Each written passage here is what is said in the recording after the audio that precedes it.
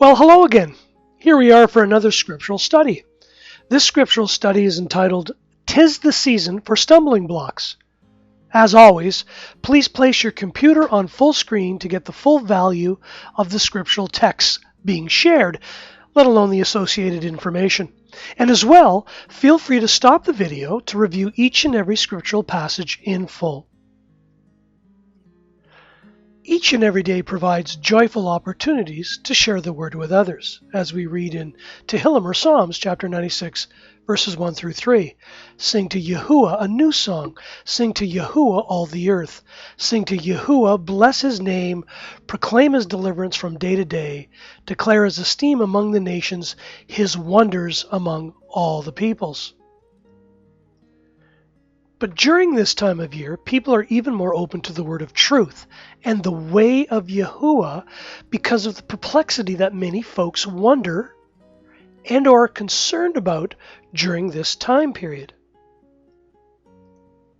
Many see with their very own eyes the shared earthly annual practices that we see in the pagan festival of light traditions as contained in what is known as Christmas, Kwanzaa, Hanukkah, Diwali, etc. Please read up on this further, as the subject highlights that world religions are far more aligned than most would want to admit when it comes to men and their worldly traditions, which are not in alignment with and are in the way of YAHUAH. So many are coming to a clear-cut understanding that this world and its traditions during this time of year have nothing to do with the birth of the Messiah. And again, even more are becoming aware that these pagan and now worldwide traditions are indeed not in alignment and are in harmony with the way of YAHUAH. In fact, many are coming to see that what the world does in its now worldly accepted traditions are nothing more than stumbling blocks in and to the way of YAHUAH. So what is a stumbling block? Well, in the Merriam-Webster dictionary, it states as following. Number 1, an obstacle to progress. Number 2, an impediment to belief or understanding, perplexity. So, with this understanding of what a stumbling block is, it demands the question, are our children aware of the breath of life from YAHUAH, and or are they more aware of the traditions of men from their world religions? So how does the Festival of Light, world pagan traditions, during this time of year with their man-made characters like Santa Claus, etc., help our children, let alone have each of us to further know the true Father in heaven and his way? They don't. And as such, it is why these worldwide traditions in the world religious Festival of Lights are considered stumbling blocks in and to the way of YAHUAH. Yes, we could once again this year provide all of the historical and archaeological proof and as well provide what the scriptures share about these man-made traditions as per the book of Mark in chapter 7 and many other passages, but we want to keep it simple this year and just talk about what these stumbling blocks are and what they do. Remember, every good gift and every perfect gift is from above, coming down from the Father of lights, with whom there is no change nor shadow of turning. So, with this said, let's now go to the source of truth, the Messiah himself, to help provide us with the answer in regards to what these stumbling blocks are and what happens to those who promote them. So as we read in the book of Luke, chapter 17, verses 1 and 2, it states the following, quote, "And he said to the taught ones, it is inevitable that stumbling blocks should come, but woe to him through whom they come. It would be better for him if a millstone is put around his neck, and he were thrown into the sea, than that he should cause one of these little ones to stumble." So then, have you ever wondered why grown adults take the massive time, effort, and expense year after year attempting to convince children, little ones, let alone themselves, that Santa and the rest of these annual pagan traditions have any real meaning behind them when they know they do not? Little children even know better, as this visual highlights so well. Perplexing, isn't it? But this is exactly the definition of what a stumbling block actually is. We put in front of our little children, our little ones, an obstacle to progress in the way of YAHUAH. We actually provide impediments to belief or further understanding in the way of YAHUAH to our little ones. Can you imagine if these same grown adults put the same massive time, effort, and expense on sharing with their children, their little ones, let alone themselves, the name of our Father in heaven and His way? Instead, the world on an annual basis, with its worldwide pagan traditions, ensures that obstacles are indeed given to our little ones, so they cannot make progress with YAHUAH and His way. These stumbling blocks in the form of worldwide pagan Festival of Light traditions impede the ability of any belief and our understanding of our little ones, and yes, all of us as well in regards to YAHUAH and His way. The Father of Lights has His own light show that He shares with us daily, weekly, monthly, and yearly, as we have shared in so many other videos in the past. And this light show from YAHUAH Himself that is in the heavens with His sun, moon, and stars has immense meaning and importance behind it, as we have shared again in previous videos, based on clear scriptural values. Again, well over and above any gift that people could receive during this time of year under the worldwide traditions or stumbling blocks of men. Think about it. Did the Messiah celebrate any of these worldwide pagan Festival of Lights traditions? Of course not.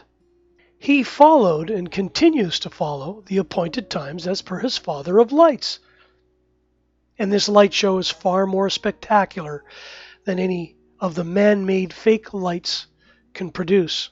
And more importantly, it has incredible meaning for each and every one of us, and once known, never leaves you wanting. So when everyone this month was and continues to get together with their families this year for the various pagan Festival of Lights traditions, let us all remember this from the very word itself. We are to assemble 3 times a year, and it's not during this time period.